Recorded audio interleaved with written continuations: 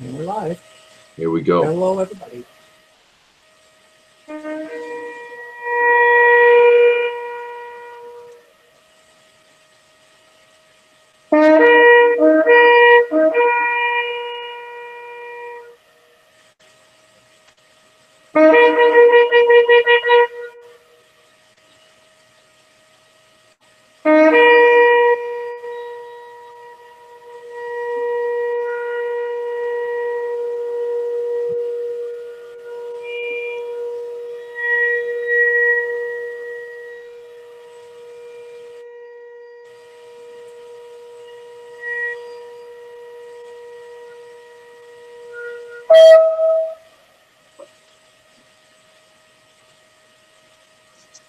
And that's Party Crasher. Party Crasher. This is the Hi, Nilvah. Ross. Happy 7778. 778. The head of the new year, the head of the coming year. You might, but it's not really a new year thing. And we're hanging out, us Ben Noach, non-Jewish folk. All the Jews who are at temple. And if they come in here, I want to tell them to go back to temple. But it's always good to hear the shofar being blown. And I don't have a shofar. I have blown one, which takes a lot of talent. What we just heard. So I thought we'd open with blowing the shofar, and we're hanging out. Torah portion of the week is Genesis 21. We can get to that. And I know Rosalie, you've probably got some reading material if we feel like reading. Because she posts all the good stuff in the Facebook page of the Nilvah Nexus. Yep. Yes, I do. This is interesting because when I got married on Rosh Hashanah. And my wife didn't schedule it for that. She didn't know that it was going to be Rosh Hashanah. She just found an opening, and we did it. Small town, you get what you get what you get. And we had a beautiful ceremony on Rosh Hashanah. So every year I get 2 anniversaries. I get the standard anniversary that everybody else goes by, but then we have a special secondary. So anyway. So what'd you do for your anniversary? Well, we went and ate. We kind of had a last weekend, the daycare had a parents' night out instead of mom's day off, where you drop the kids at they had a parents' night out where you could drop the kids off for 3 or 4 hours at the daycare and then come back and pick them up, and they gave us a night out. So we put on nice shirts, and she put on a little bit of makeup, and we dropped the kids off and went and saw Close Encounters of the Third Kind. That was kind of our date night.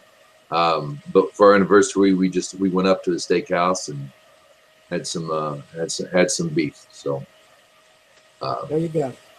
Yeah. It was family night, going out, something. So Yeah, yesterday was my wife's birthday. I came home tonight, and they all baked up a little cake, sang happy birthday, and had a piece. So that's why I'm a little late. happy birthday. Happy birthday. Happy birthday to her. And many, many more. As they said, that's the day that God decided the world could no longer go on without you. True.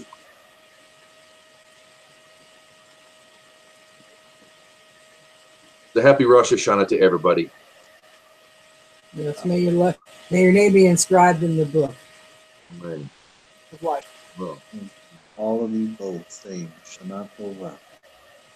Show me over.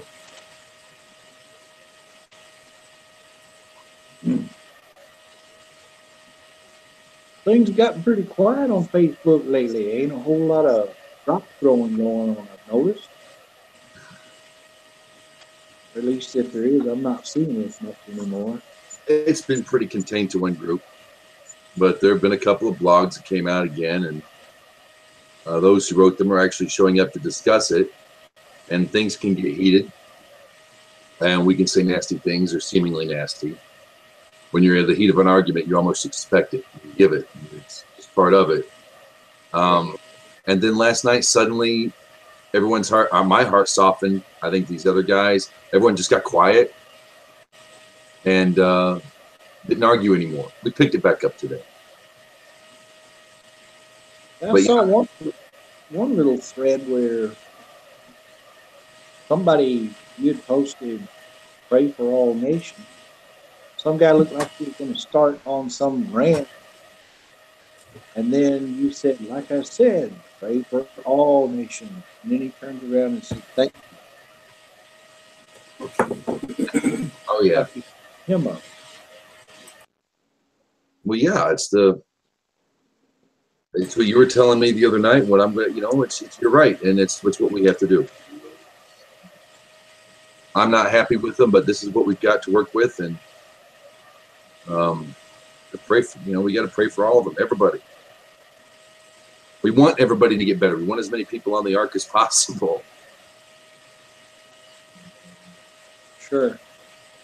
That goes right back to that reading the book of inclusivity and coming away with an exclusive attitude. Yeah.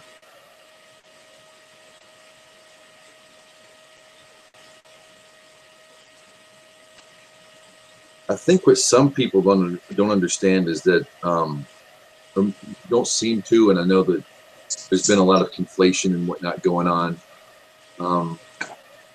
But people do need God, and there is a strong secular thread in the Noahide bunch, and that's all good and fine. And if it doesn't work on a secular level, it can't work. Period. A lot of Jewish law, civil, pretty secular. When you really look at it, and I just kind of, some people need God. Okay, I need this Torah. I need this stuff. I have to have it, or I would go. I need it, and some people need it. Some people want a relationship or learn about their creator, or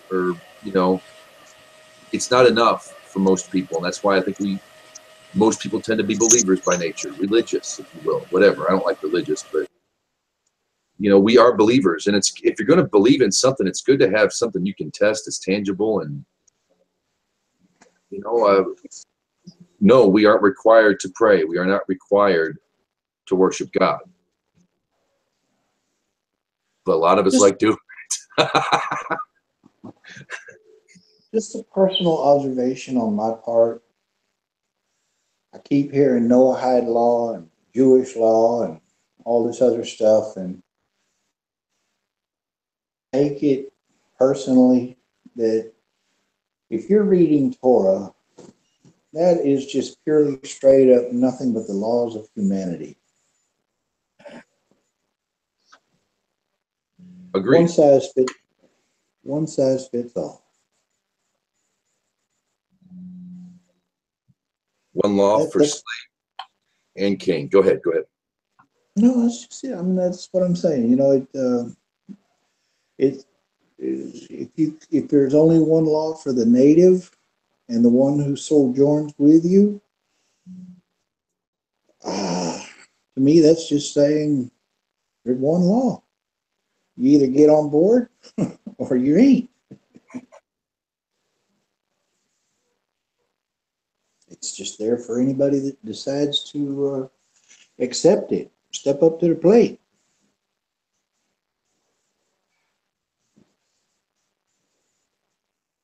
I was asking Rabbi Gab. I can say it when he's not around. I know don't call me Rabbi. Rabbi Gab was talking. He's like, "Look, how can I do these things that I do? I wake up in the morning and I daven. He goes through and he says, I do these things and see that they are good for me. How could I tell you not to do something that I know is good to do?" Sure. Very good. Very good. Smart guy. Yeah, that's just a fancy way of saying what's good for the goose is good for the gander. Yeah, I won't make you stumble if you don't make me stumble. There you go. Well, it's even more than that. It's being proactive.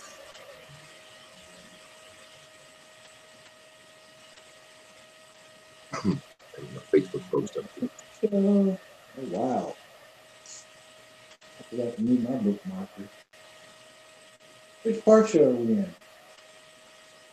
The reading for the reading for Rosh Hashanah is Genesis 21. Really? It's got Ha'azino. Ha'azino. Let me double check because I could be wrong, but Because it's the last one where Moses goes to die. but we don't read that yet. That's after Rosh Hashanah. I'm going to go by Kabod because I like them, even though they might mess something up here and there. But oh, it was. Why was I reading Genesis before? Why did that? It was Samuel. Lots of it. Where did I get Genesis? Why was I reading Genesis? That's next week. Early start of the next. No, well, This Alzinu's here, and there's still one more parsha after that. The letter Chad.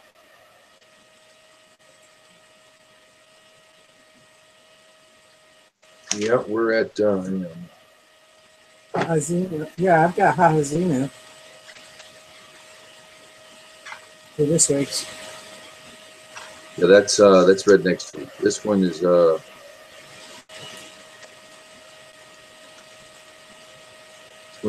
yeah, it was a double parsha. That's why I'm okay. Why I was confused. Yeah, it's Samuel. First Samuel is what Kabod has up here.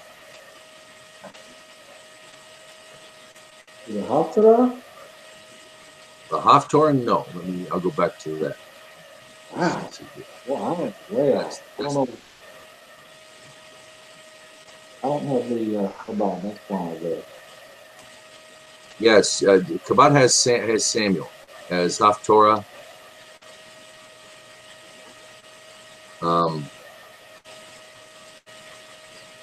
Yeah. Okay, the first day of Rosh Hashanah we read Genesis chapter 21. So it is there. Okay, so that is there. Okay, yeah. Which would have been yesterday, which is yesterday. It's Genesis 21. I'll be darned. And then there's the Matfir and the Haftorah. The Matfir is Numbers 29. And the Haftarah is Samuel. Okay. Get my act in gear, y'all. So my plan was to do Genesis 21. At least if I was going to read anything, you could read that. There's a lot of resources that Rosalie has. We were talking about that last week. Yeah, I just posted today the new Tishri companion. That was the. That's very interesting. Yeah, I didn't get a chance to look it over, Rosalie. Chapter 21. That's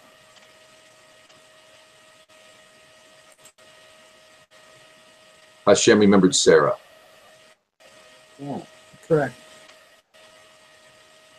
The birth of Isaac. How about we'll get at it? It's not too long, and it's always good stuff. Let me see if I cut my light on this. Okay. If you're following along at home, we're on Genesis chapter 21. I'll be reading good old. I'm going to get to that later. Are you doing that now or later? I was going to do it now. Is that all right? Because I don't know if I want to know if I got to pick up my stone or if I pick up the boot there. Oh, I had this. It's a go-to. I keep grabbing for it. I do want to get into the Gutnick, because I like comparing. If you can get more than one, guys, if you can get more than one Chumash, more than one study Torah, get it. Because when you get like 2 or 3 different kinds, and you look at all the different ways that they're translated, you get an idea of where the authors of this generation, why they would word something, maybe why, it's really good. I really do like that. I do like source comparison. We get like 3 or 4 books out, and we have at it. But I'll be reading from the Stone Edition, and we're going to go on Genesis chapter 21. Here we go.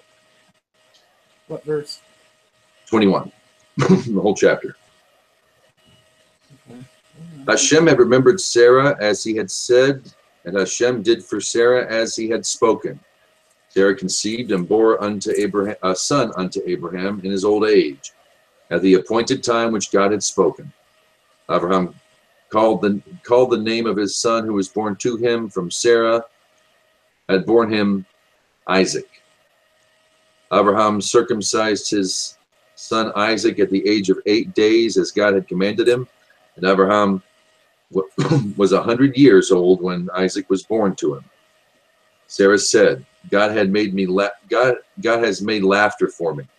Whoever hears will laugh for me. And she said, who is the one who said to Abraham, Sarah would nurse children? For I have borne a son in his old age. The child grew and was weaned. Abraham made a great feast on the day Isaac was weaned. Sarah saw the son of Hagar, the Egyptian, who she had borne to Abraham, mocking. So she said to Abraham, drive out the slave woman with her son, for the son of that slave woman shall not inherit with my son, with Isaac. The matter greatly distressed Abraham regarding his son. So God said to Abraham, be not distressed over the youth of your slave woman. Whatever Sarah tells you, heed her voice. Since through Isaac will offspring be considered yours. But the son of the slave woman as well will I make into a nation, for he is your offspring.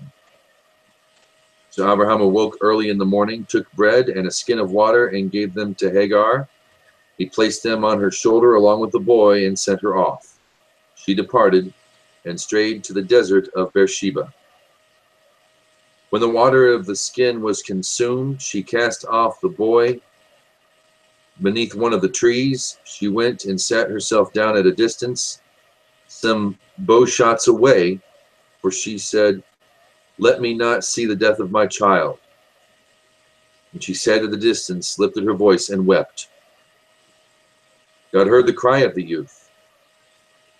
And an angel of God called to Hagar from heaven and said to her, what troubles you, Hagar? Fear not, for God has heeded the cry from the youth in his present state.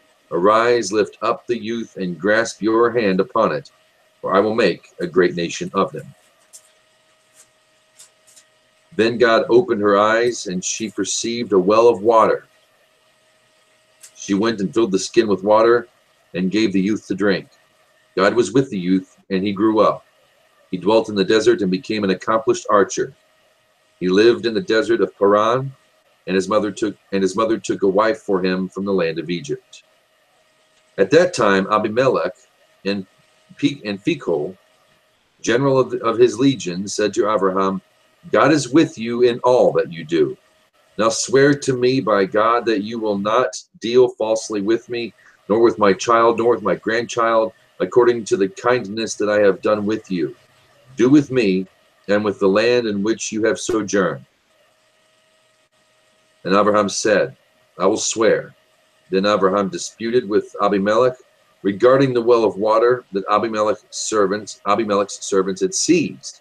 But Abimelech said, I do not know who did this. Furthermore, you have never told me, and moreover, I myself have heard nothing of it except for today.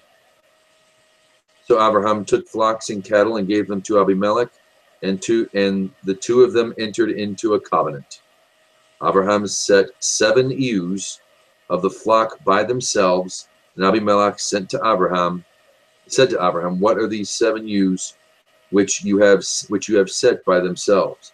And he replied, because you are to take these 7 ewes from me, that it may serve me as a testimony that I dug this well. Therefore that place was called Beersheba, because there the two of them took an oath. Thus they entered into a covenant at Beersheba. Abimelech then rose with Phicol, general of his legion, and they returned to the land of the Philistines. He had planted an Eshel in Beersheba, and there he proclaimed the name of Hashem, God of the universe. And Abraham sojourned in the land with the Philistines for many years.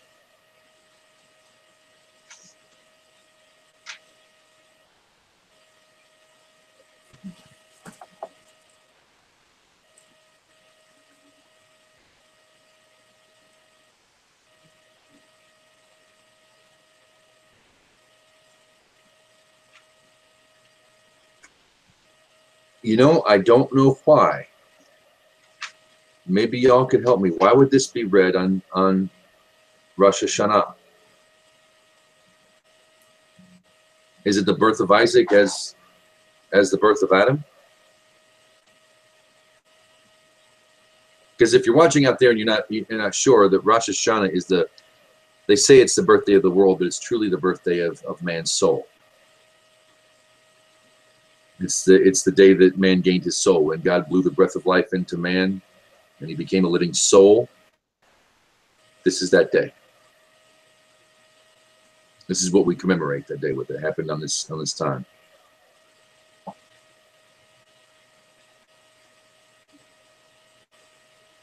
I'm looking through the commentaries, and I'm looking for a mention of Rosh Hashanah. I'm not seeing it.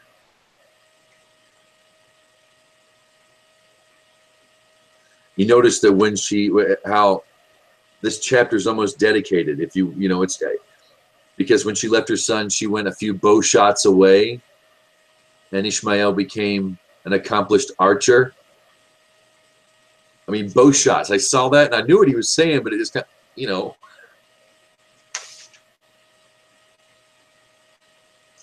What was that?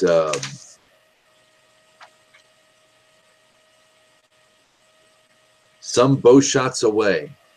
Bow shot, you know.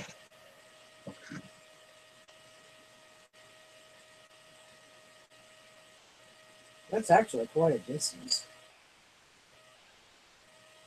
Yeah, it is.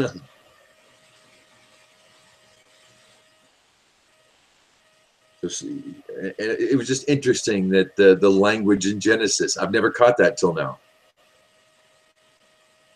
That the length of distance between Ishmael and Hagar was determined in bow shots, and he becomes an archer. That's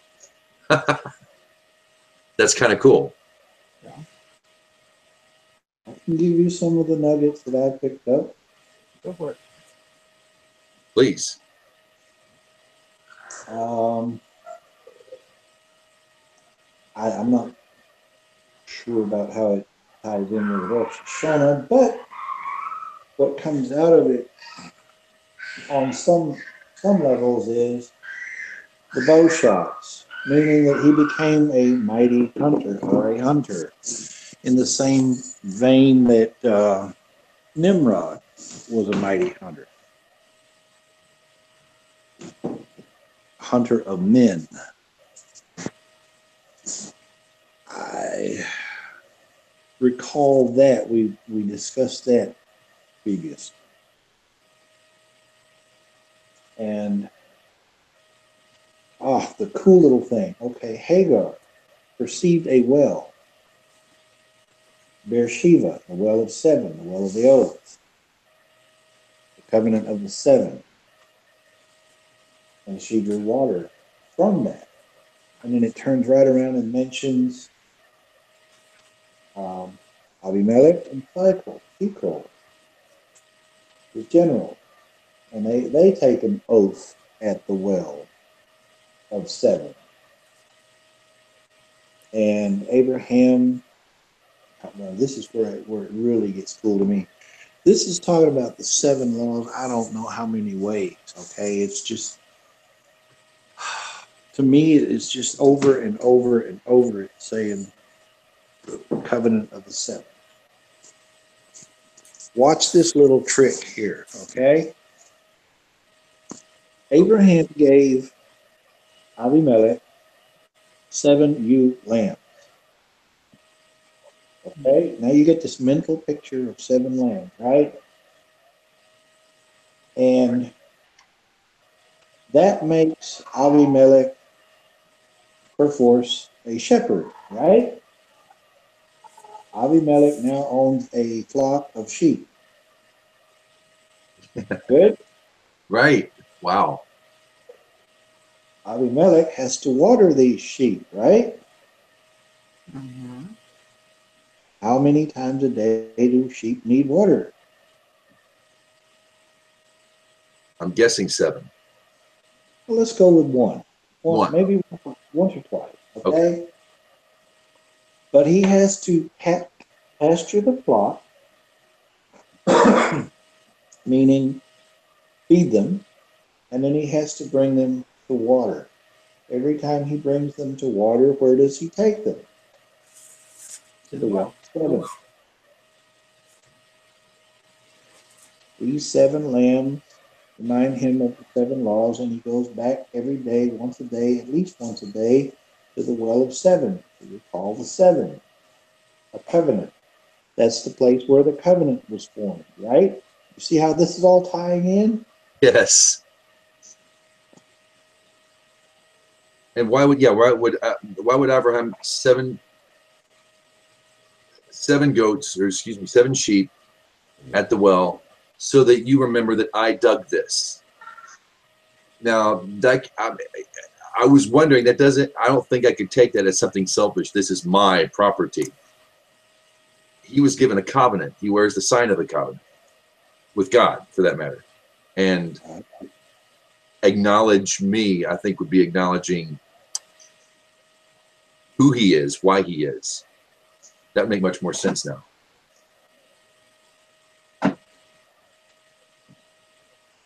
Ooh. Michael is saying, I didn't know anything about the 7. I've never heard about the 7 until you mentioned it to me. So Abraham is saying, remember, this is where you got it. You got it from me.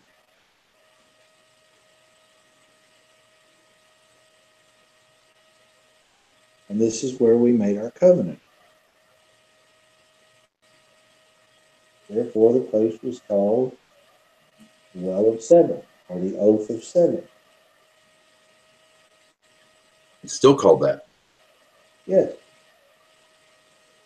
And they entered into a covenant at the Oath of 7, or the Well of 7. See how the words play out? Yes. And Abraham sojourned in the land of the Philistines for many years, which would indicate to me a prosperity, especially when he planted an eshel. I looked up Eshel. I looked that up, E-S-H-E-L. In the commentary in the stone, it says the Talmudic sages Rav and Shmuel differ on the meaning of Eshel. Rav understands it to mean that Abraham planted an orchard whose fruits he served to wayfarers, while Shmuel interprets figuratively that it was an inn for lodging, in which he maintained a supply of fruit for wayfarers. It's from Rashi. According to the figurative interpretation, Aleph Shin Lamed is an acrostic of the words eating or drinking and escorting. I'm going to read all that out.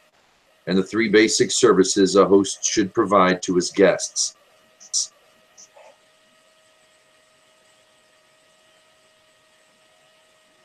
For wayfarers. The crossroads of the world. And what are wayfarers? Wanderers. Wanderers, yeah. Seekers. A tent open on all sides. Somebody seeking refuge.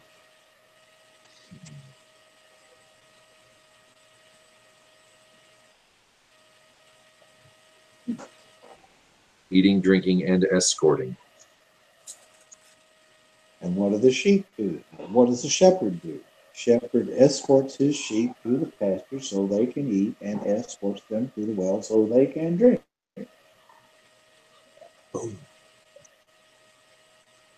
The Hebrews were known as being shepherds. He made a shepherd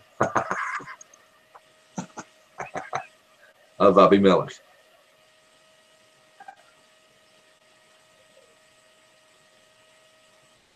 You know, the Philistines, that area turns sour later, doesn't it? But when Abraham was there, it must have been a great place to be.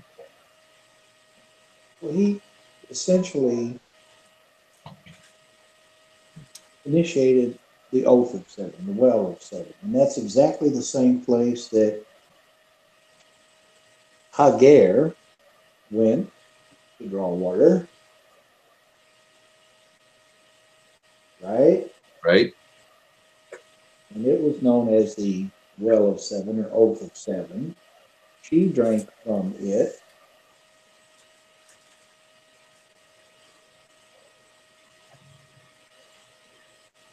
So the Hagar, the Egyptian, drank from the well of seven. Michael, I guess, he's a Philistine. He's drinking from the same well. He goes to the same well. Abraham's the father of many nations. He's bringing everybody to the seven. Mm-hmm.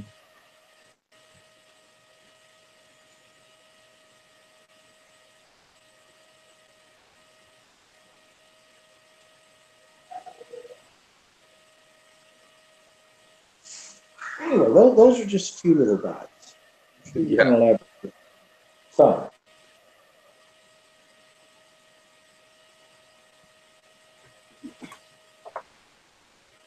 The other thing that is kind of interesting too is where Abimelech said, wow, I hope that background noise is not too loud for you guys. We can still hear you. Yeah. That you will not deal falsely with me, nor with my child and my grandchild, according to the kindness that I've done with you. I've heard that this covenant that they're making is part of the reason, or it ties into the Jebusites later telling David, you can't come up here because the blind and the lame would prevent you. The blind referring to Isaac and the lame referring to Jacob.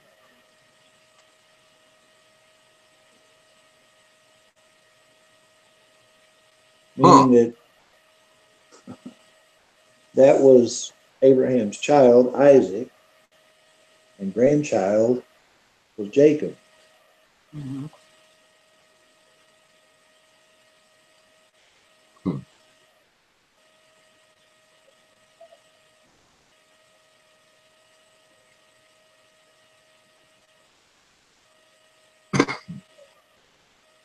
I don't know. That's just a little connection that I've heard. I've never been able to pinpoint it. I thought maybe one of you might have something on it. I like it. I just had a fellow wants to join. Let's see if I can get him in here. It's just an awful lot going on with the little parshes. Well, some of the things that I have in the Gutnick, James did, which might be a little more towards the Rosh Hashanah thing, because I'm seeing certain words that would tie in with it.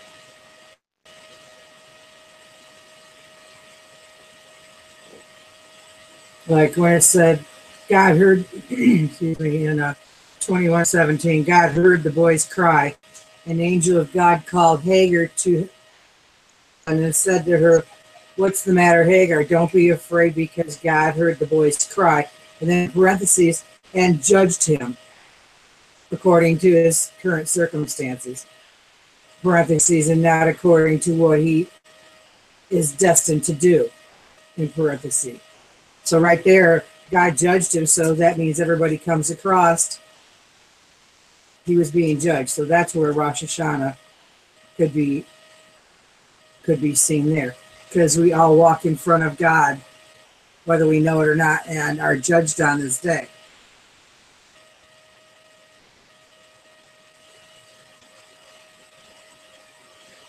So I saw that. Yeah. So that's where that ties in with Rosh Hashanah right there.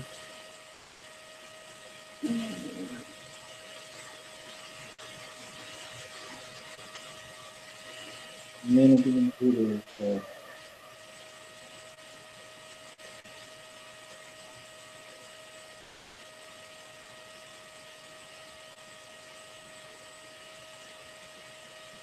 circumcision, I inheritance, can't hear you, Ross. the circumcision, the inheritance, the covenant.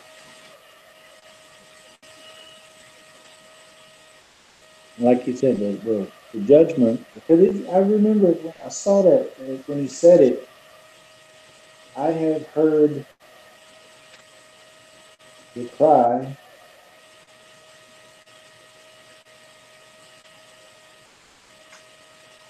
God heard the cry of the youth, and the angel called to Hagar from heaven and said to her, "What troubles you? Fear not, for God has heeded the cry of the youth in his present state."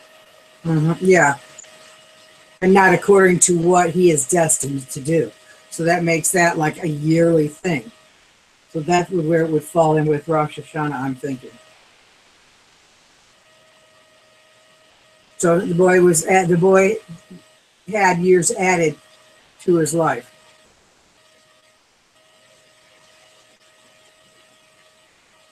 I'm thinking. That ties in too in his present state, because the commentary further up, the alliance with Abimelech. These events occurred at the same time of Isaac's birth.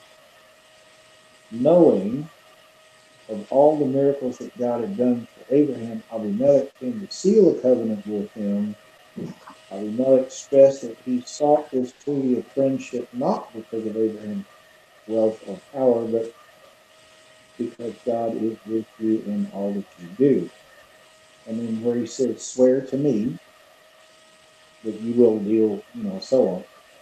The Philistines observed that oath up until the days of Samson, when they began to attack Israel for the first time. So that covenant held up to the days of Samson. Okay, I'm not sure of, but hey, okay, I'll take your word for it. All moving up from stone on the pit.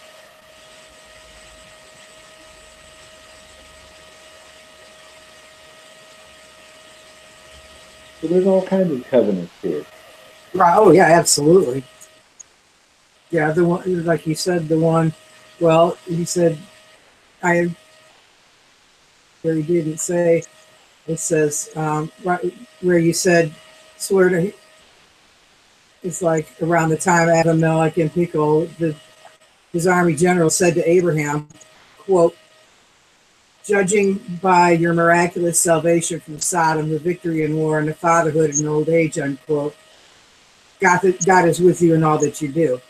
Now swear to me here by God that you will not deceive me or my son. In the same way I have been kind to you, quote, offering you the pick of my whole land, unquote. Do the same to me and the land and to the land where you have lived. So there's a land covenant as well. The 7 female lambs were only for the well. The flocks were for the land, I'm assuming. Right. Well, I mean, the covenant saying, "I will make Ishmael a great nation also." Well, yeah, I know that. And then Isaac would inherit the covenant that God made with Abraham, the land. And there's the covenant between Abraham and Abimelech. Then there was the fulfillment of the promise to Sarah. This is really rich, really powerful. I've never seen it before.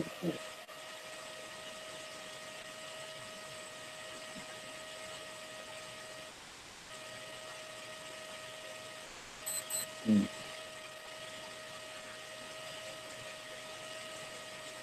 It is fairly all-inclusive, isn't it? I mean, we're talking about the birthday of man's soul. This is what we're to read.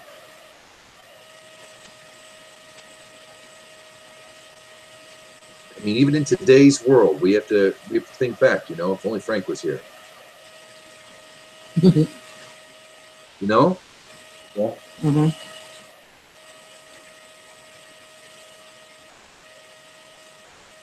Well, I guess in a way, there you have it. That well of the seven, the covenant of the seven, the oath of the seven, that's your universal Torah. It's for Abraham, it's for Hagar, it's for the Philistines, it's for anybody that comes to the well. Yep.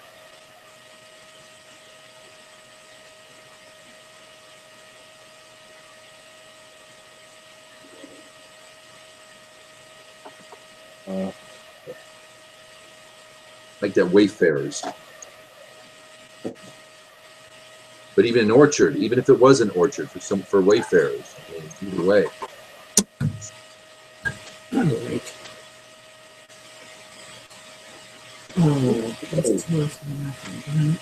I think it's both, actually.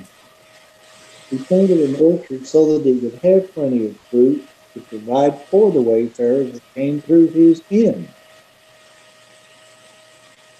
So he's showing hospitality.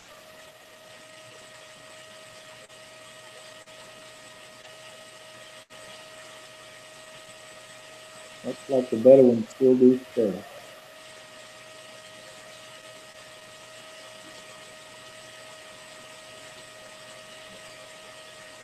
Abraham was pretty awesome.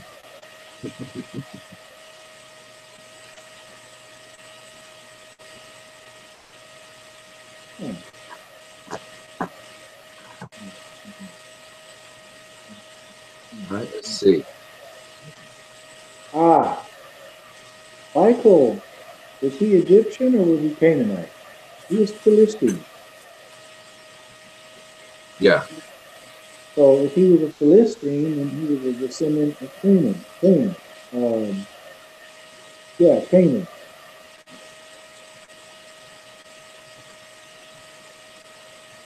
And who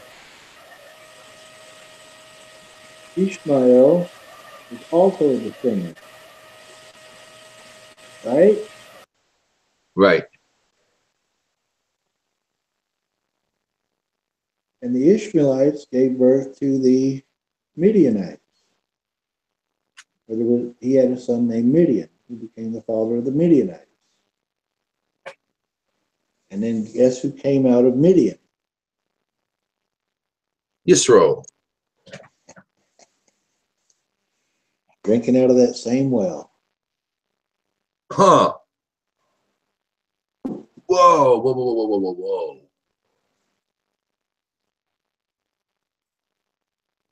So the well that Moses came to and fought off the bandits,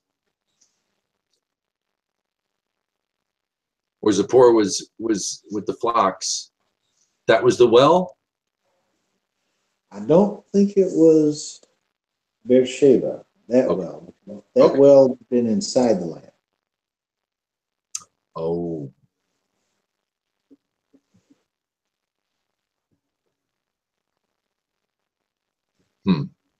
But I don't think that well ever was mentioned by name. It wasn't. Yeah.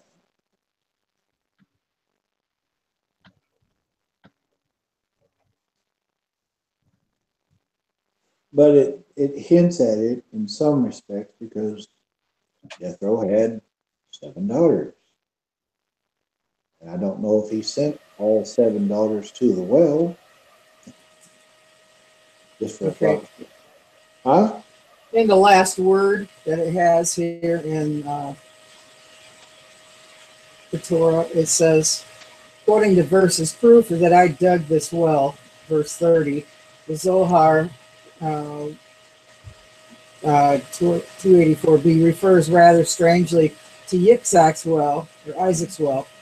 Why is the well dug by Abraham accredited to Isaac? Abraham embodied the attribute to the love of God, whereas Isaac represented the fear of God. In general, a Jew should endeavor to be in Abraham's positive mode of loving God, continuing always in joy.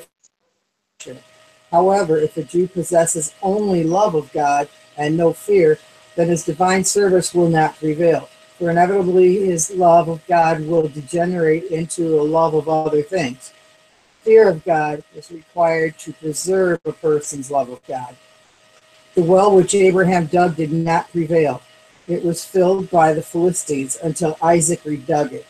So the Zohar refers to them both as Isaac's well, since it was Isaac's fear that perpetuated Abraham's love.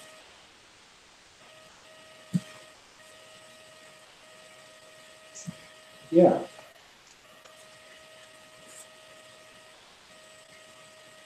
That was something I noticed too, that Isaac did redig that well. But I don't know. Moses mentions that later on, doesn't he? Of Isaac digging the well, doesn't he? Moses has what to do with it? I thought that Moses talked about him later. I guess he doesn't. Okay. Talks about the well. Talks about Beersheba. That's when it says it's still called that to this day. Okay. I don't recall it. Okay. Oh, shut up.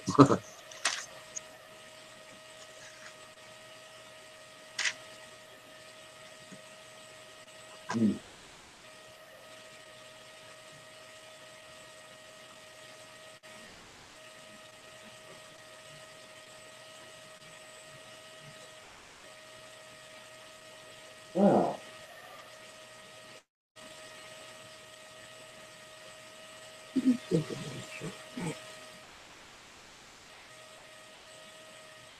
Question. Okay. Hagar is a slave woman to Sarah, right? Mm-hmm. But after Sarah dies, Hagar comes back as Keturah. And Abraham takes her as wife. She's no longer a slave woman at that point, I would think, since if Sarah was her master, if her master died, she's a free woman. I'm speculating here. Help me out. Am I on track? Am I off track? What's up? Well, if she was Sarah's handmaid, I don't know if she would be property to Abraham or not. But the thing is how she could come back and for him to marry her. That's I don't know about that. He never divorced her, really. I mean, True. Yeah, that's true. He just sent her away. Well, when did he marry her? He didn't. She was Sarah's. He just had sex with her. Well, to have a child. But that's all it takes to be married back then, isn't it? I don't know. That's what I was thinking too. But if he sent her away, there's her divorce. Maybe. All right. Yeah. Pre-get. Say that again, Ross. Pre-get. Pre-get, yeah. What do you mean by pre-get? Gets in order to divorce.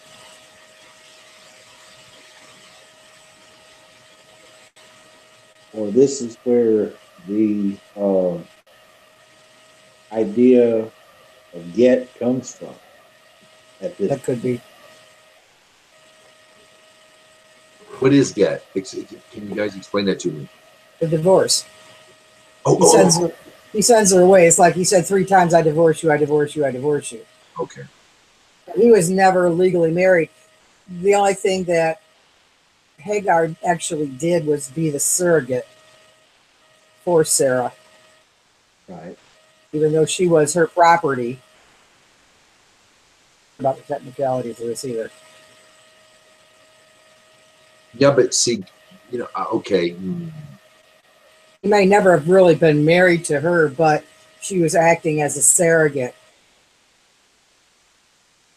Well, yeah, I was thinking, well, God didn't sanction it. I mean, he told him, go take your handmaiden. When he came down, the handmaiden was already made up.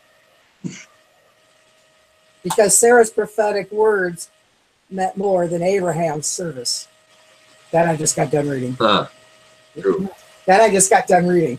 I was going to bring that up, but I found out I was muted, and then, well, shit, I can't bring this up now. The wine. The wine was increasing. That wind thing that happens once in a while. Oh, sorry. No, fine. But anyway, that's why. But they were saying that Ishmael's judgments were coming when they were kids because he was an archer and he was doing what kids do most. He was a firstborn, thought he'd get the double portion. If he could kill off Isaac, even by accident, he would receive the double portion. So he was actually shooting at Isaac and say, just kidding, kind of thing, with arrows. Just kidding. That was another reason for Sarah to keep Isaac away from, Ishmael. I mean, yeah, I'm getting the names mixed up. I know that, but I'm sorry. I keep in his direction, and if he just happens to run into one of the arrows, it's not my fault. Yeah, basically. He must have had Isaac fearful, just running back and forth. Is he trying to hit me or is he not? Is he just playing with me or not? Well, exactly. They said that Isaac would be the weaker one, whereas the other one would be the stronger one. Yeah, he's got 13 years on him. Come on, he's picking on a little kid. Yeah, exactly.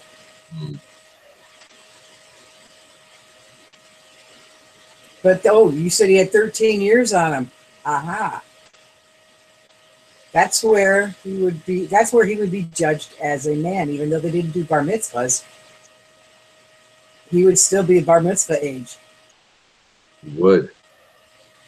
And they said he was sickly, so like he said he drank a lot of water. So I'm thinking, okay, was he diabetic or what, So this is where I don't know, that just popped in my head, but the reason for not having any water.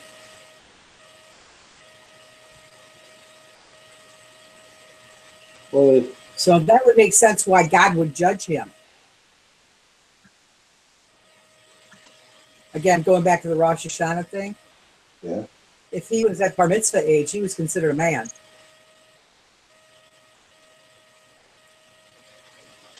Well, you have to go. You have to go to a point where he was already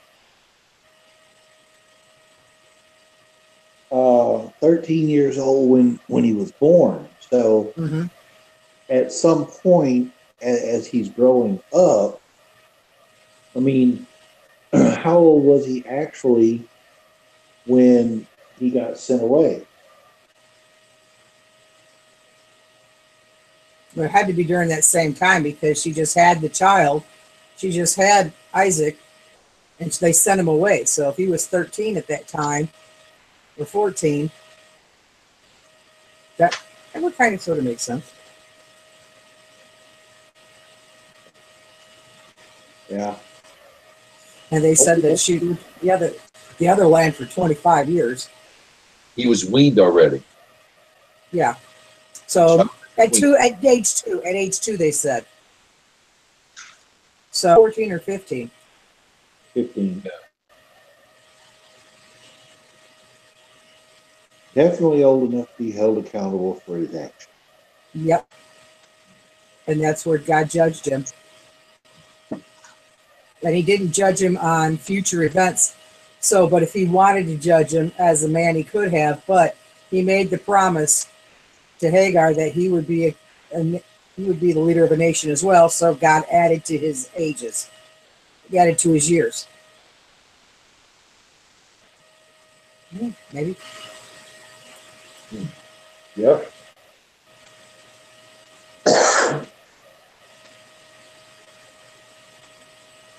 Sounds good to me. So here we are, Rosh Hashanah, birth of Adam, covenant.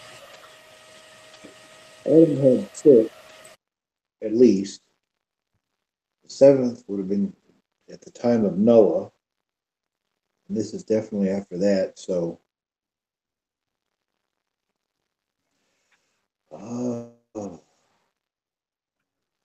Judged him. Courts of judgment. And God judges all the people on that. Everybody goes before the throne, Jew and Gentile or non-Jew, on this day. So that would make sense to bring it to Rosh Hashanah as well. Right.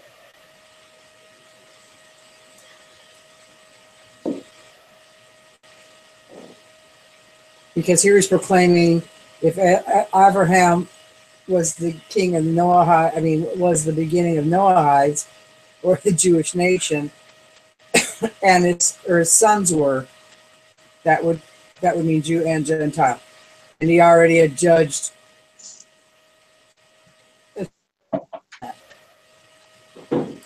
Or that was the starting of the judging. How's that? Maybe. Yeah.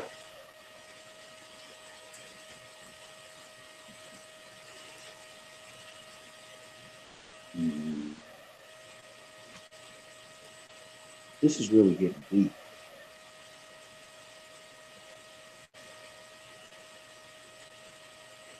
Yeah, I've been kind of sort of dealing with when last week when they said the king is in the field, and then everybody on Rosh Hashanah comes before God, whether they know it or not, to be judged.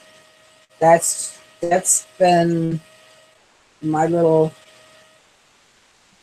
heart zapper thing, kind of, or something to dwell upon this week as well.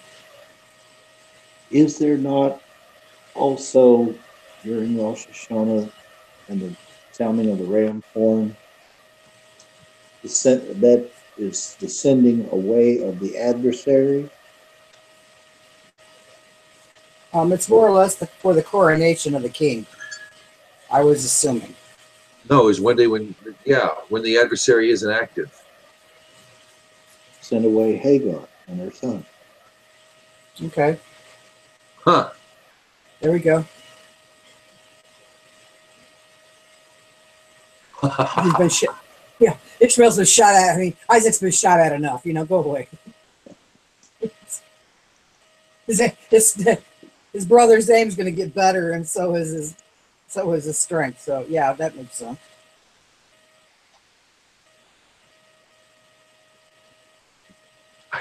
That's a great connection, Ross. It just passed through my head, and I had to share it. There you go.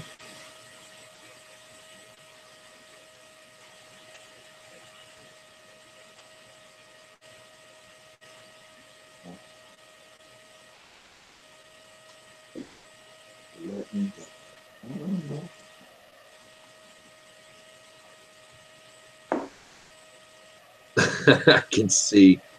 I can see a humorous thing here. Oh. The angel saying to Hagar, "What troubles you, Hagar? Isn't it obvious?"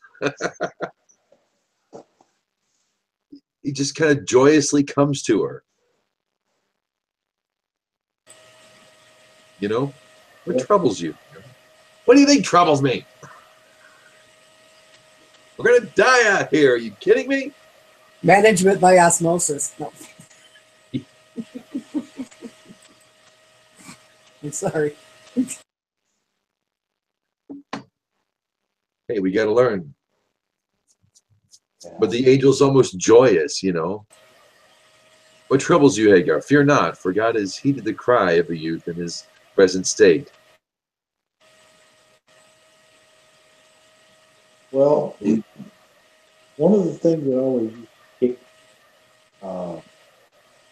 get to me was, did you read where Ishmael went and took up residence?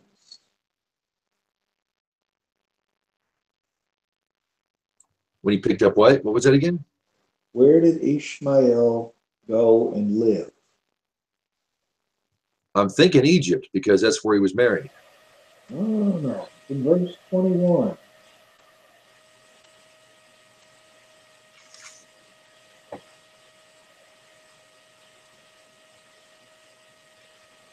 Verse 21. Yeah. He lived in the desert of Paran. Okay.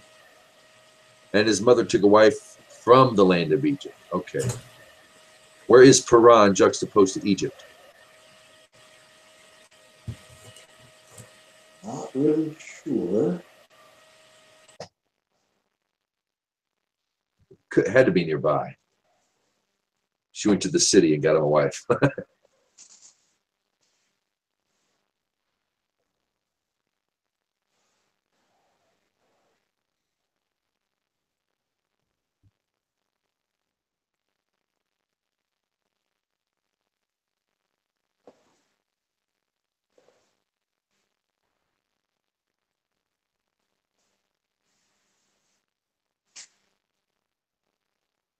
The language is interesting that at that time, it goes right from Ishmael growing up, becoming an accomplished archer, to at the same time, Abimelech and Phicol, general of the legion, said to Abraham, and the covenant's born at that time.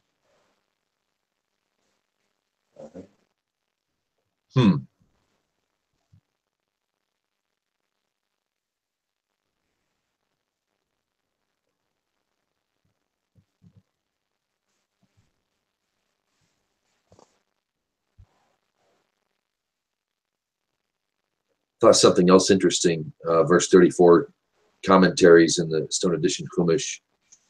I'll read the verse. And Abraham sojourned in the land of the Philistines for many years.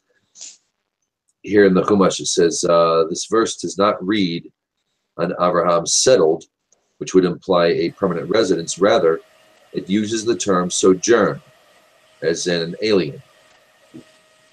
For as Rashi points out in his commentary to 1513, Abraham's years in the land of the Philistines after the birth of Isaac were reckoned as part of the 400 years during which his descendants would be aliens in a land not their own.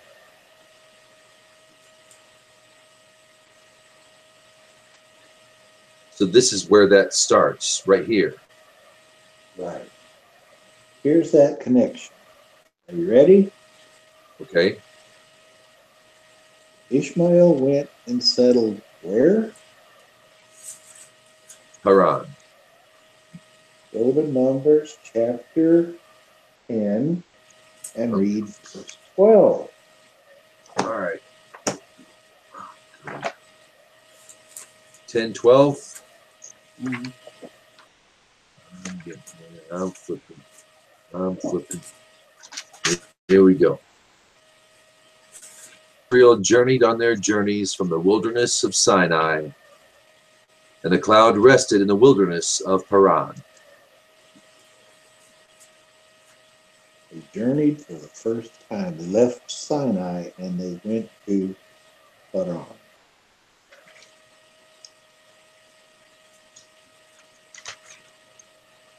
Huh. Yeah, I knew the name. What? I knew the name. They journeyed for the first time at the bidding of Hashem through Moses.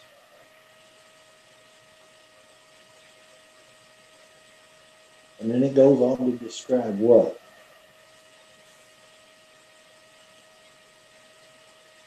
The breaking of the camp.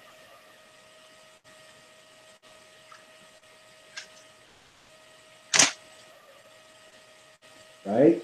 Right. I guess so, yeah. By tribe. Tribe by tribe. You're skimming over it. You're seeing it tribe by tribe, right? Right. Then you get down to verse 29, and there's your interesting little part. 29. Moses said to Hobab, son of Reu, the Midianite, the father-in-law of Moses.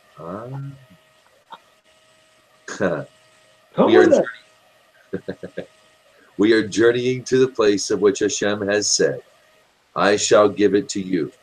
Go with us, and we shall treat you well, for Hashem has spoken of good for Israel. He said to him, I shall not go only to my land, and my family shall I go. He said, please do not forsake us, inasmuch as you know our encampments in the wilderness, and you have been as eyes for us, and it shall be that if you come with us, then with the goodness with Hashem will benefit us, with which Hashem will benefit us. We will do good to you. And they journeyed. And they journeyed. How can I pass this up? To what? How can I pass this up? That's what Jethro's saying. Absolutely. No, I couldn't. I couldn't really. Come on, man. You know you want to. Come on. It's going to be awesome. Come on. Well, since you insist. It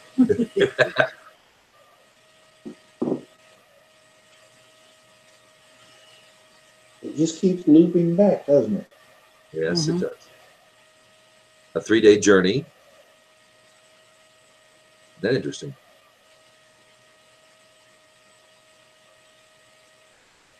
They did it in just one day because God wanted to bring them to the land immediately.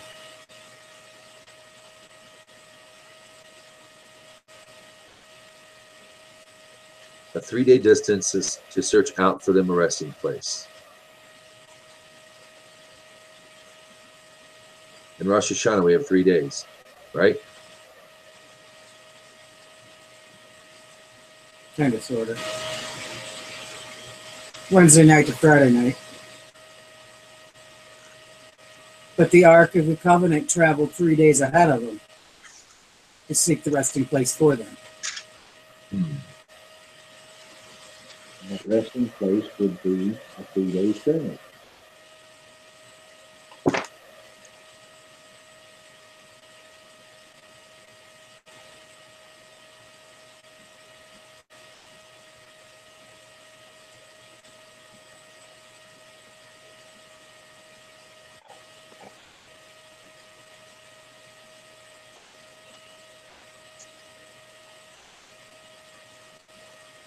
And then it goes on to say what happened was whenever the ark set out, Moses would say, arise, O God, may your enemies be scattered, and may those who hate you flee from you.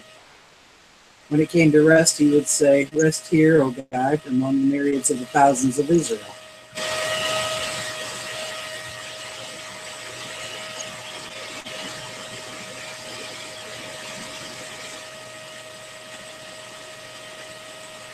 You know, the theme that keeps coming back to me, I keep seeing Eden. I don't know why, but I keep seeing Eden in everything I'm reading, particularly at Beersheba. When you know we learn about the sabbatical year, the 70th year. Rosalie, I'm just going to mute you for a second again. Yeah, go ahead. when you look at the sabbatical year, every 7 years you let the land rest, and you're free to just pick fruit and grain wherever you need it.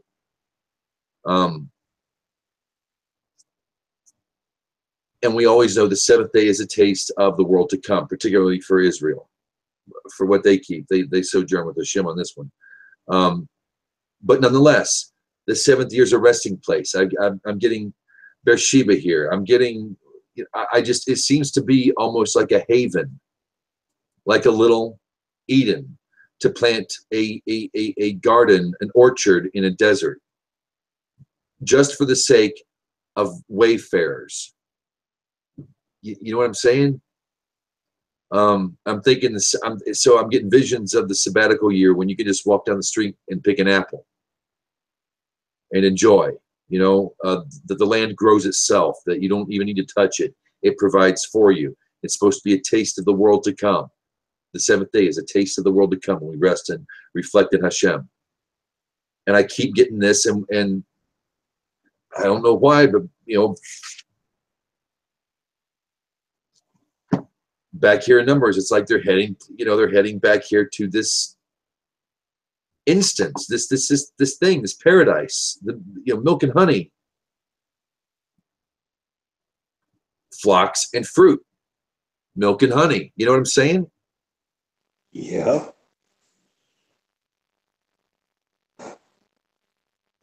Wow, this is the first Rosh Hashanah I've ever experienced Eden looking into the Torah. I've ever thought about it, or that it's been hitting me like this. I kind of always envisioned that Abraham was in some kind of wilderness, or not the most hospitable of places, because if you're having to dig a well, just not a lot of water around. You know what I mean? Yeah. And if that well, it must have been powerful enough to give to the flocks, which I think is an analogy for people, and people, of course, Abraham and the wayfarers, and it was able to water the plants. The orchard. That must have been a heck of a well.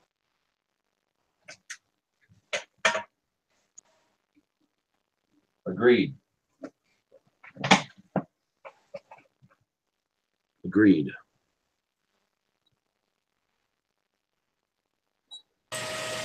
Okay, I got commentary. Is that okay? Always. Okay, well, it goes on here before verse 22 about the Ashel, and that word is tree, where you see that they sat under the tree, or they buried them under the tree. In both verses, it would be impossible to render either Rashi's translation of orchard or inn, since one cannot sit under an orchard and certainly not under an inn. Neither is the burial likely under an orchard and inn. So why did Rashi reject the simple meaning of Ashel tree and suggest two non-literal translations? The explanation: Rashi was troubled by the following question. Abraham's home, Beersheba, was not a barren desert, but a normal inhabited area. If so, why we are told he planted a tree? Surely this is quite an unremarkable event that does not merit inclusion in the Torah. Furthermore, the very same verse continues that he caused people to proclaim the name of God, the God of the world. This begs the question, what is the connection between planting a tree and causing the people to proclaim the name of God, which caused these two events to be included in this same verse? Due to these problems, Rashi wrote that we are speaking here of an orchard, which explains A, why the event was significant enough to be recorded in the Torah, and B, its connection with Abraham's work of welcoming guests and encouraging them to believe in God, namely serving them food. One problem with this explanation is that the connection between the beginning and the end of the verse is weak. An orchard would have to have been relatively minor enhancement to Abraham's work of welcoming, feeding, and accommodating guests. It would merely have provided some fruit for dessert. Therefore, Rashi offered a second interpretation of Shmuel, which explains the verse as a whole more satisfactorily. If we understand Ashel to mean an in, it makes more sense why the Torah continues to tell us immediately that, as a direct result of the Ashel, people came to believe in God. For the full service of the accommodation offered by an inn would have certainly left a greater impact on visitors. However, the problem with this latter interpretation is that it deviates more from the literal translation of the word Ashel, which literally means tree. So Rashi recorded it last. And since each interpretation is slightly problematic, Rashi chose to cite both Rav's and more scripturally precise solution is where Shmuel's more contextually appropriate answer. And that's what that says on that. Keep your other stir the pot. Okay. I have always thought of recent. Can you hear me? Oh yeah. Yep. Recently, I've come to rethink it. I wasn't too sure until I just heard you read the commentary.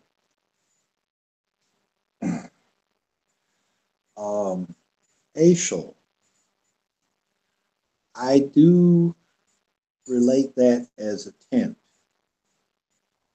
And he's feeding wayfarers, or people that come to that tent. Feeding, I think he's feeding them Torah.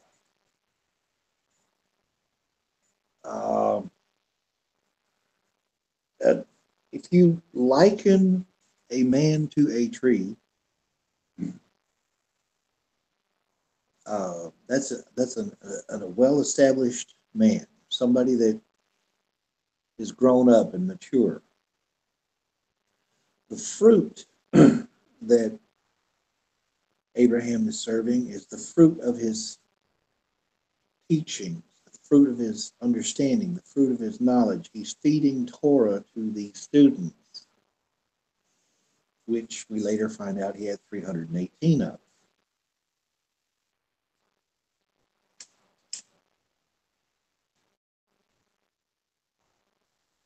With me so far? Am I making sense?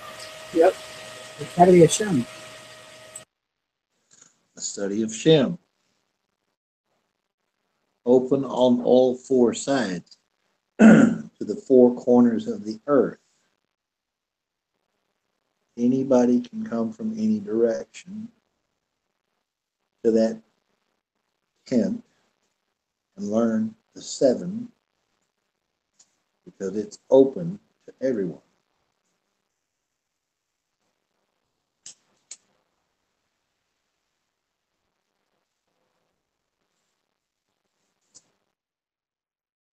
It would have to stand out. It would have to be bigger. It would have to be something that would attract and accommodate. If it is one tree, it would have to be very fruitful.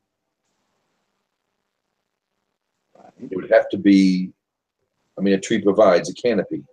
Under a canopy, the covenant of marriage of Adam and Eve. It would have to be something big, something very fruitful.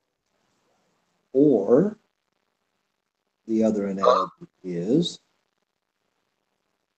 Abraham is the tree that bears fruit, and he is planting seed amongst the people, his 318 souls that he's made. There's your orchard.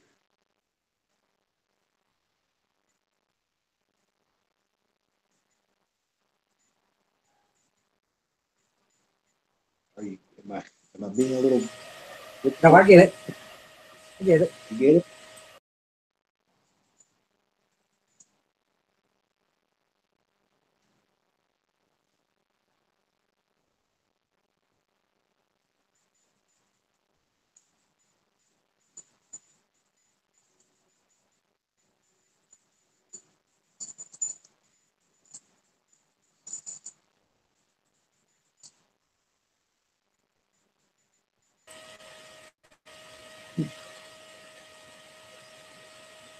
Either that or the orchard, maybe, would the orchard possibly be more schools or more shuls opening? 318 students. That's where he's planting seeds, so that, yeah, eventually these. If it's an inn, or like you said, a tent, it would be, and if it's a populated area,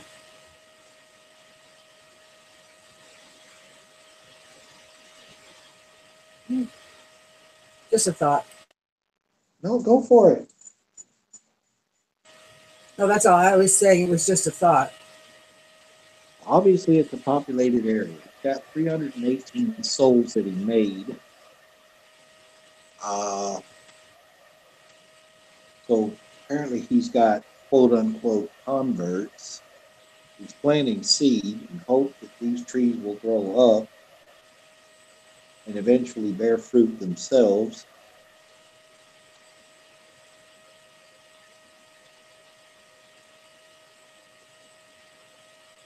I think there's just a lot of analogy going on here.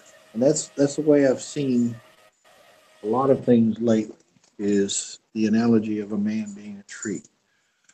The analogy of people coming to learn Torah as being sheep coming to the well to drink from the well. Shepherds, those individuals who are mature, responsible, they know where the well is, they know how to feed the flocks, if you will, or water the flocks. I'm saying a lot of this is analogy anymore. Not to take away from the reality of the story. I don't mean that at all. Just saying you can see a tremendous amount of analogy, word association, however you choose to put it, simile.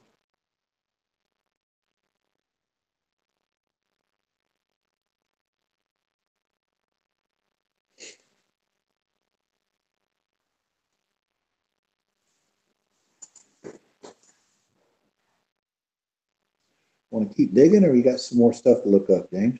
I was I had the kids in here. Someone was trying to get my chumash, and then she opened my siddur.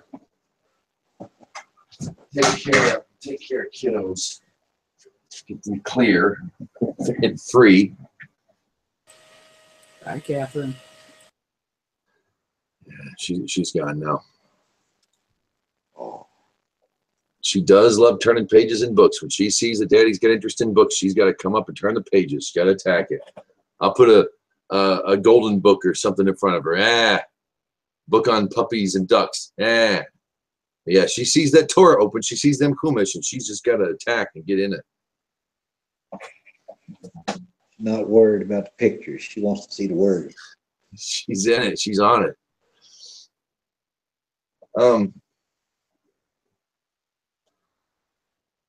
We can go further if you want. I got 1 Samuel because it mentions the well as well. Let me see exactly what I would be reading here because it might be a big chunk. Let me see. It'll be the Haftorah text. 1 Samuel.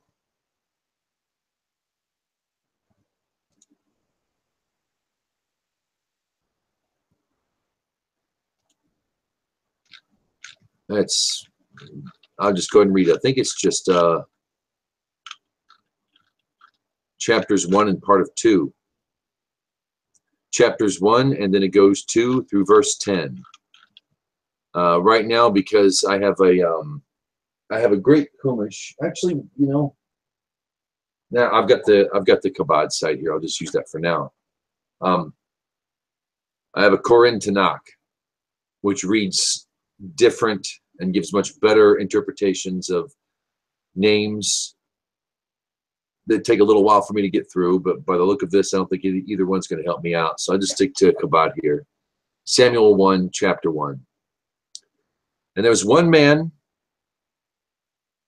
from Ramathim Zophim, from Mount Ephraim, and his name was Elkanah, the son of Jeroham, the son of Elihu, the son of Tohu, the son of Zuph the Ephraimite.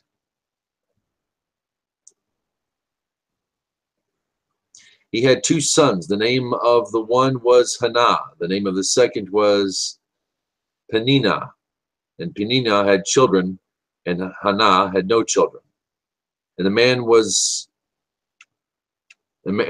wont to go up from his city from appointed time to prostrate himself to the slaughter peace offerings of the Lord of hosts in Shiloh. And there are two sons of Eli, Hophni and Phinehas. Hold just a moment here, y'all. We have children.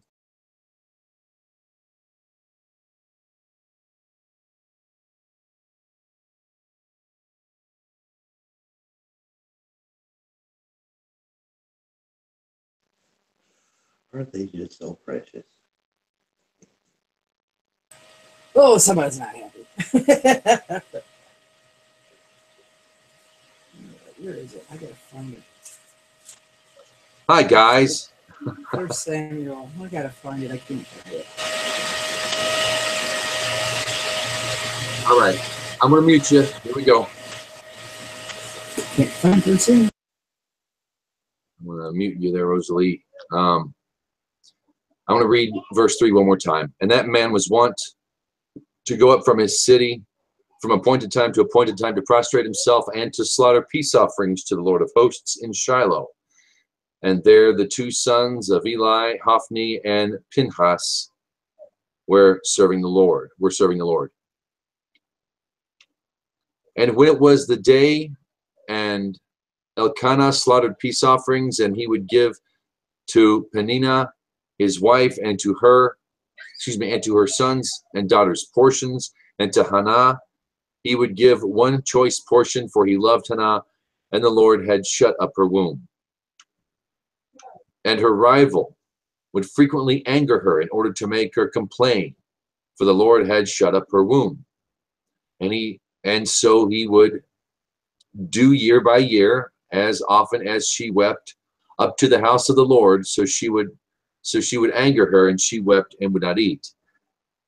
And Elkanah, her husband, said to her, Hannah, why do you weep? And why do you not eat? And why is your heart sad? Am I not better to you than 10 sons?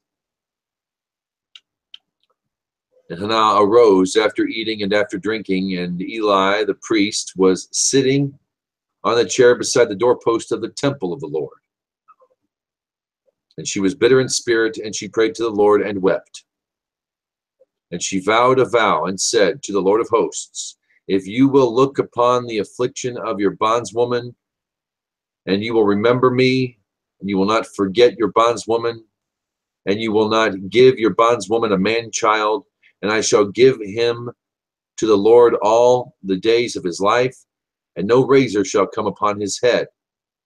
And it was, as she prayed long before the Lord, that Eli watched her mouth. But Hannah, she was speaking in her heart, only her lips were moving, and her voice was not heard. And Eli thought her to be a drunken woman. And Eli said to her, until when will you be drunk? Throw off your wine from upon yourself. Hannah answered and said, no, my lord, I am a woman of sorrowful spirit, and neither new wine or old wine have I drank, and I poured out my soul before the Lord. Deliver not your bondswoman before the unscrupulous woman, for out of the abundance of my complaint and my vexation have I spoken until now. And Eli answered and said, go in peace, and the God of Israel will grant your request which you have asked of him. And she said, may your bondswoman find favor in your eyes. And the woman went on her way and ate, and her face was not sad anymore. And they rose early in the morning before the Lord, and they returned and came to their house, to Ramah, to Elkanah, knew Hannah his wife, and the Lord remembered her. And it was when the time came after Hannah had conceived that she bore a son, and she called his name Samuel, because she said, I asked him of the Lord. And the man Elkanah and his entire household went up to slaughter to the Lord the sacrifice of the days and his vow. But Hannah did not go up, for she had said to her husband, until the child is weaned, then shall I bring him, and he shall appear before the Lord and abide there forever. And Elkanah, her husband, said to her, do what seems good to you. Stay until you have weaned him. Only may the Lord fulfill his word. And the woman stayed and nursed her son until she weaned him. And she brought him with her when she had weaned him with 3 bulls and 1 ephah of meal and an earthenware jug of wine. And she brought him to the house of the Lord, to Shiloh. The child was young. They slaughtered the bull, and they brought the child to Eli. He said, please, my Lord, as surely as your soul lives, my Lord, I am the woman who is standing here with you to pray to the Lord. For this child did I pray, and the Lord granted me my request, which I asked of him. And I also have sent him to the Lord all the days which he will be alive. He is borrowed by the Lord. And he prostrated himself there to the Lord. Chapter 2. And Hannah prayed and said, my heart has rejoiced through my Lord. My horn has been raised by the Lord. My mouth is opened wide against my enemies, for I have rejoiced in your salvation. There is none as holy as the Lord, for there is none besides you, and there is no rock like our God. Do not increasingly speak haughtily.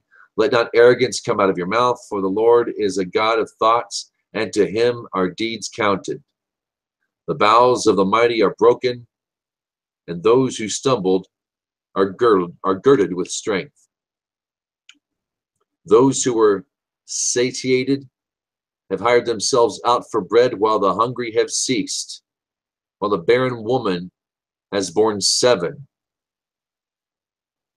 She that had many children has been bereaved.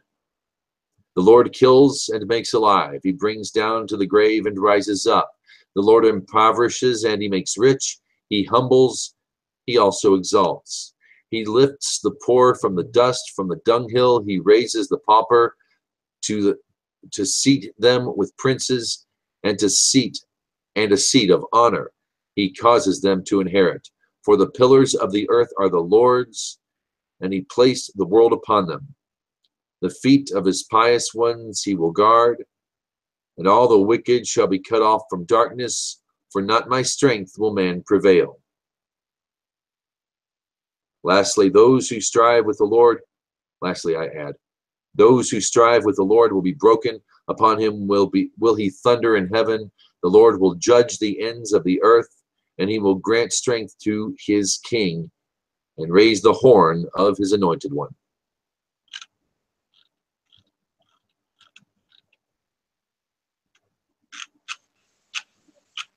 Wow.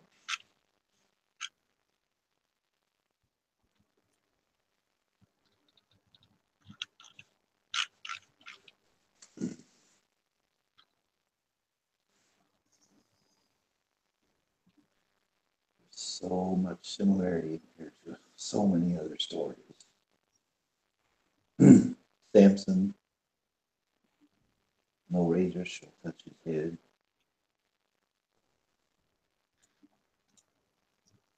The bondswoman, The bondswoman, Hagar, barren, Sarah,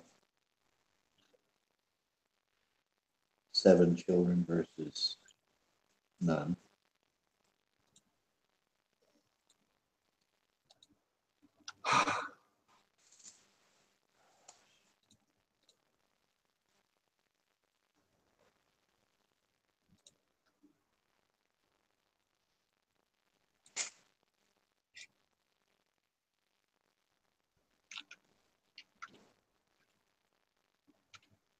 What is God telling us here?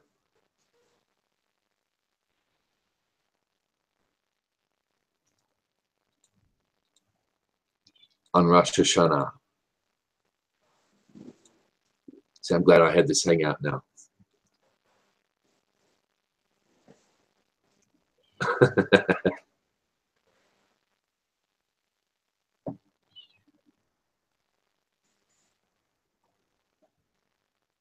Yeah, bore 7 sons, yeah.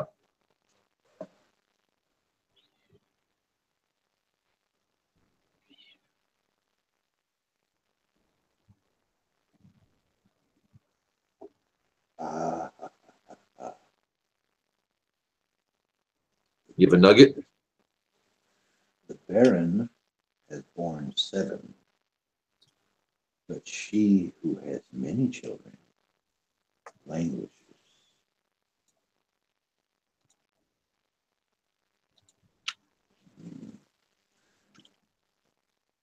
How many is many? How many what? How many would be many?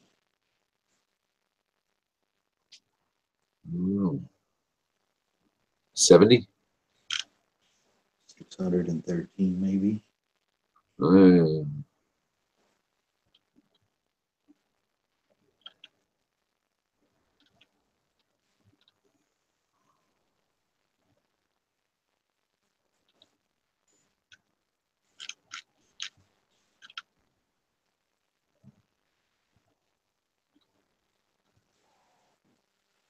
Oh, I'm going to have to read that in a little deeper. Verse 5 is saying something. Those who were satiated have hired themselves out for bread, while the hungry have ceased.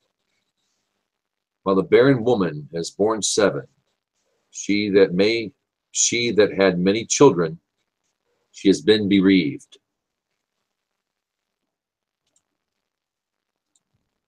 The mind here says that those who were hungry have ceased to hunger.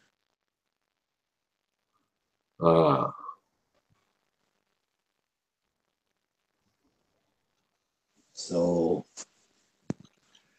saying that there are some who have a lot of bread, really satiated, but they've hired themselves out for bread. I have to figure out what that is hinting at. But the ones who had no bread, who were hungry, have ceased to hunger, for now they have bread. While people who were in abundance sold their souls to get it. Jacob and Esau.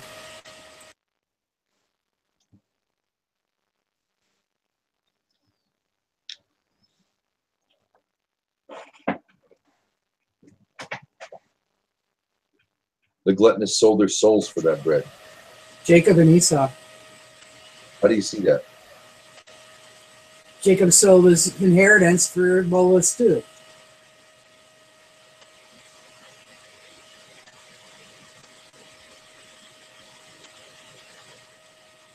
Mini style? Yeah.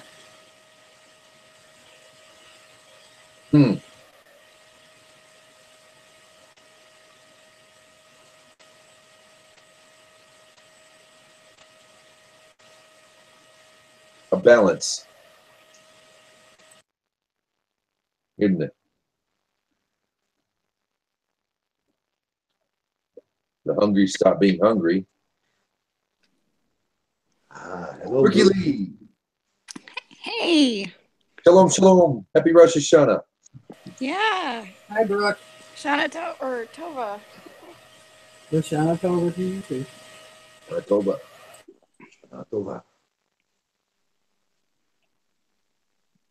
We were just reading, just got out of reading Samuel 1 and part of 2, which is the Haftorah. And of course, Genesis 21, we were discussing earlier, which is the reading for Rosh Hashanah.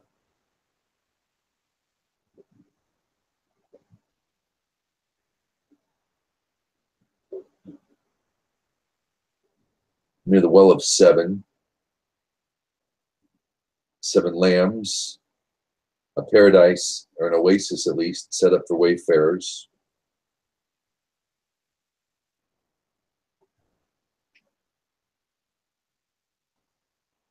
Learning about births and covenants and new beginnings, and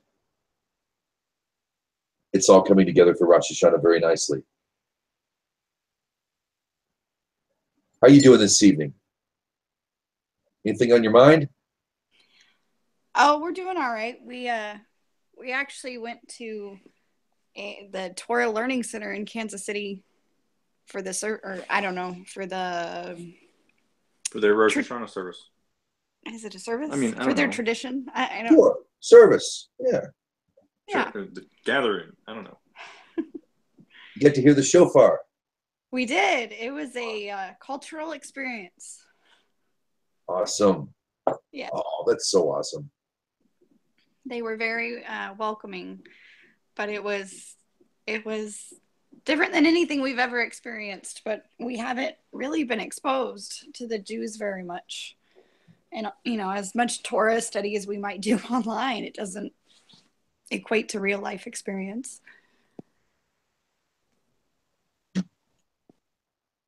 It'll stick with you too. I've noticed.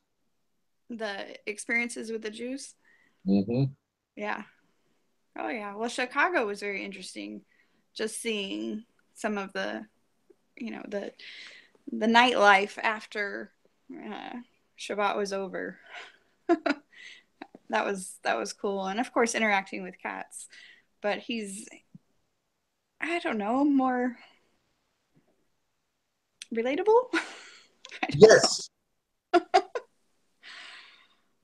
Well, they're all relatable when you're talking one-on-one, but it's the cultural parts of it that are foreign to us. Sure. The culture or the cliquish? Well, yeah, I mean, you say culture, and yes, they're all still American, which means they have, so many things in common, but they're speaking conversational Hebrew with each other. And, going into a synagogue is not, obviously it's not going to be the same as what we grew up with in a Christian church, but, it's, whereas, a Christian church is disrespectful to wear a hat, it's disrespectful not to wear one in a synagogue. And of course that's an easy one that everybody knows, but there are so many others. And it's rich, isn't it? What do you mean by rich? Well, I've when it's a big event, I used to go to Shabbat services at my synagogue way back in Fort Worth, and it was nothing compared to a bar mitzvah, which is like a 3.5 hour long, mostly all Hebrew, and you got the cantor up there, and everybody, people will join in prayer and just say prayer, coming out of the crowd. I mean, suddenly someone will sing, and there'll be prayer in the air from one voice, and then it pops up in another. And it was just I found it a very rich, dense, meaty. I'm not sure if the words I'm trying to use here are working. Yeah, no, I understand what you're saying. It's what you're describing as rich and dense. I considered it more of a hectic atmosphere, and I'm not going to say hectic because there was so much order to it, but it from an outside perspective, it didn't seem to be as orderly as it really was at first. I was confused, but then everybody growing up in that knows what to do, knows all the tradition, knows all of the everybody knows what's going on there. We're the only ones who didn't. Catholic Church. So foreign to me. The one or two times I've ever been to a Catholic church, it's stand up, sit down, kneel, do this, and everybody knows it, right? Well, and and today they did the prayers for. We went for the shofar blowing portion, and they read through the Rosh Hashanah book, and everybody was saying it. So there was maybe one main speaker, but you could hear everybody else doing their murmuring, and then they'd get to a certain section and they'd all start singing, and like it didn't say sing. And so we were Lost. yeah, try not to look like completely newbies, but we were. I mean, everybody knew that we, weren't Jewish. Well, you know what? I stopped in the middle of my sentence there because, no, I had so many people come up after,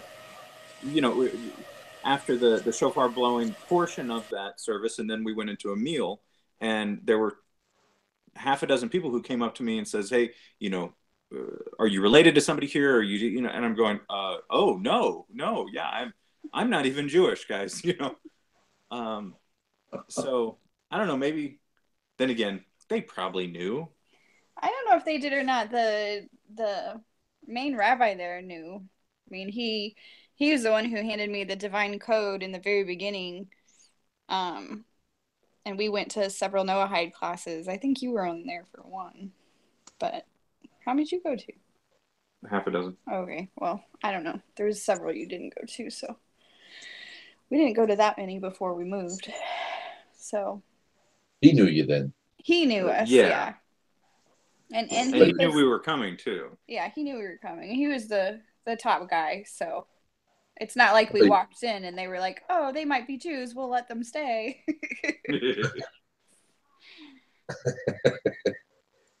So I bet he was happy to see you. And today's sacrifices are. What? And today's sacrifices are. Insert name.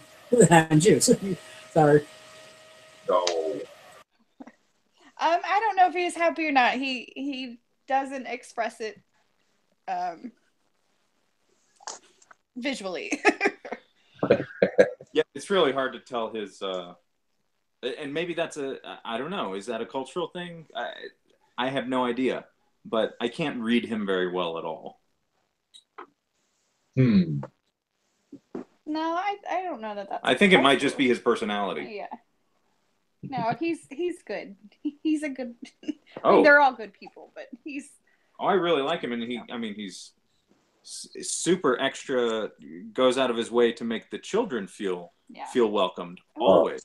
Tell him what he did with the boys today. Oh, there was a section of that service where, they've got the Torah scrolls out, and a few men are gathered around the table, and I don't remember what the table's called, but a few men, and then they kind of called all the boys up, even though they didn't actually verbally call them. They knew when to come in and when to go out. The little kids, right? But he made sure to point out my sons, who are 12 and 10, and said, "Hey, come on up." He kind of motioned for them to go stand next to it also. To involve them, and it was just a, stand by us while we're reading this section. Well, awesome. No, that was the first time they blew the shofar. Is when they had them come up. Oh, so all the boys gathered at the first blowing of the shofar. That's it. Okay. And so, seeing my two sons right next to the rabbi blowing the shofar, of course, brings me to tears because I'm, it's Yom Teruah and my boys are right there. It was very cool. It was very, very cool to see that part.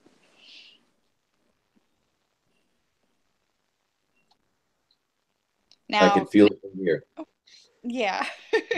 Now there was, we did do the meal, and that was a little bit different because it was all, of course, kosher. But kosher, of course, but it's different foods than we've been exposed to. And we didn't know what to expect. So they had food out on the table and people got their food, and we went and got our food, and we sat down and we started eating, and we're like, oh my goodness. first of all, there was a salad in this white thing. Like it looked like a log that had been sliced up. I don't know, these white circle things, and so it was meat. It was meat, yeah. It was processed meat. It was processed meat. So we got this meat thing, and we got a salad, and we sat down, and I'm going, "Wow, $15 for this? Are you serious?" And Well, we start eating it, and like my 6-year-old almost spat it back out on the table, and she put her hand in front of her mouth real quick, and I was like, "Put your hand down and shut your mouth. And swallow it. Swallow it." You don't have to take another bite, but don't you dare spit it out. And I don't know what it was. I don't know if it was the fish, the traditional fish. Well, You can melt the fish. Well, I don't think it was gefilte fish. It didn't taste like fish to me. It did taste like fish. Well, was it a ball? Was it a ball? It was like a ball log. I mean, it was. I don't know. Could very well be gefilte fish. It could have been a ball. I had a jar. I've had one jar in my life, and that was plenty. It reminded me a little bit of Spam, but obviously not pork. There you go. That was probably processed meat like that. But it was the same texture as Spam, but it didn't taste like Spam. Obviously, I heard a rumor that it may have been lamb, but I have no. It was not lamb. It was fishy. It was a fish. It was a sweet fish taste. I have no idea what it was, but we thought that was it. And then they brought out the main course, and we went. Well, hold on, you went too fast in the story. So. We don't need yeah, you're going way too fast here. I'm not. Well, but the funny, okay, so my 10-year-old is looking at me, and he's not going to eat this white meat stuff. He's like, I'm just not going to do it, Mom. And he's like, is this it? Because they're hungry at this point. It's like 2:30, and they're hungry. And this is finally getting around to lunch, 2:30, almost 3 o'clock. Yeah. And I was like, yes, this is it. Just eat it and be happy. And then they brought out the second course, which was this amazing, like everything on it was amazing. Yeah. It was turkey and couscous and farfel. Yeah, farfel. And Falafel? No, falafel. Yeah. Falafel? Falafel. No, not falafel. Farfel. Farfel? Farfel. What is farfel? It's cinnamon pasta. Yeah. Casserole. It's like a cinnamon pasta thing. Yeah, it was too sweet for me, but all right. Everything was sweet. Everything was sweet. For a sweet new year, yeah. Yes, absolutely. I can't handle that much sweet, No, we did have some cinnamon, and it was like, wow. That's sweet right there. Yeah. That's bitter goyim, Yeah. As if apples aren't sweet enough, let's put honey on top of them, right? That's fine, right? Because it's more like it's a fruity dessert thing. But if you got sweet carrots and you got sweet pasta and you got sweet, the couscous was the only thing not sweet. It was just kind of neutral, and I loved it. I'm like, I can't get enough of this stuff because everything else was just sweet. It was good though. It was really good. He likes salt and vinegar. Yep. Cashews and almonds and More of the savory type. Yes. Yeah. It was, and then after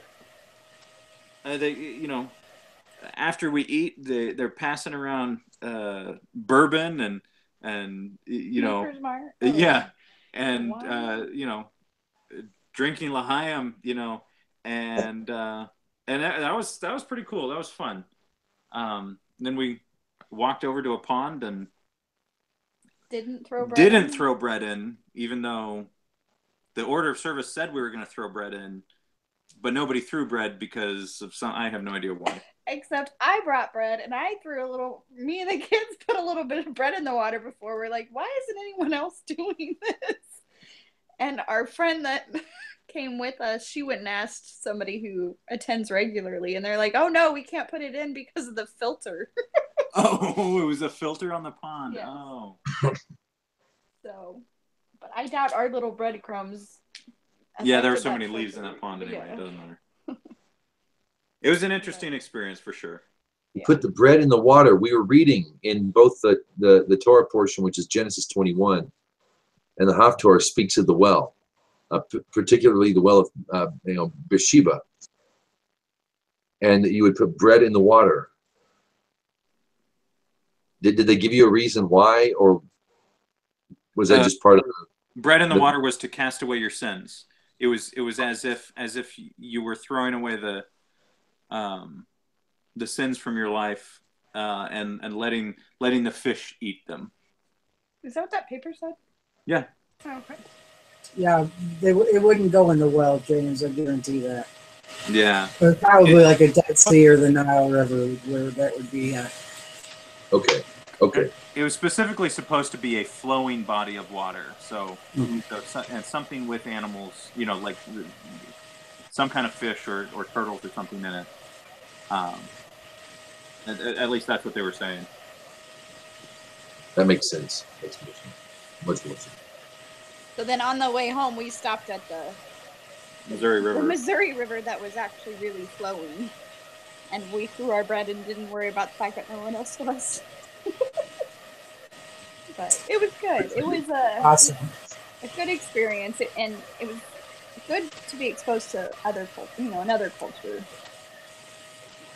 Well, they're the ones. They're setting the example. You couldn't have gotten to a better evening. You couldn't have been at a better place. Yeah, it was pretty cool. I wish we could have followed along better, because while they were saying, from the book, it was hard to follow because we don't know Hebrew. Sure.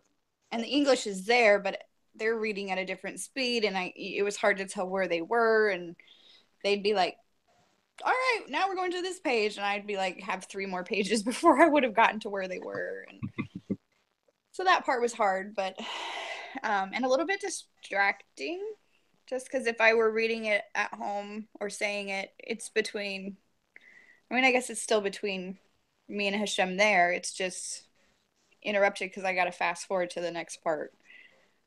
Sure. But I heard it all. My soul heard it all, even if I didn't read it all in English myself, right? English takes so much longer to speak than Hebrew. You heard about the man who shows up to pray, and he begins reciting the Hebrew alphabet. And everyone's praying. Here's this schmo over here doing his Hebrew alphabet. Aleph, Bet, Gimel, Dalet, goes through the alphabet. And he was being criticized for it. And someone, wise man, priest, someone came up to him and said, God hears what's in his heart, and he will put the letters in the right order as they need to be. Yeah. I like that. Amen. Amen. Oh. I'm going to go ahead and wrap up the live portion of the broadcast for this evening. Happy 5778 to everybody out there. Thank you for tuning in. We've had a few listeners stop by and check out. A couple folks joined the Nexus during the broadcast tonight. So, one fella has, another one's inquired. So, thank you for tuning in, and we'll be back here next Thursday. Shabbat Shalom, everybody. Shabbat Shalom.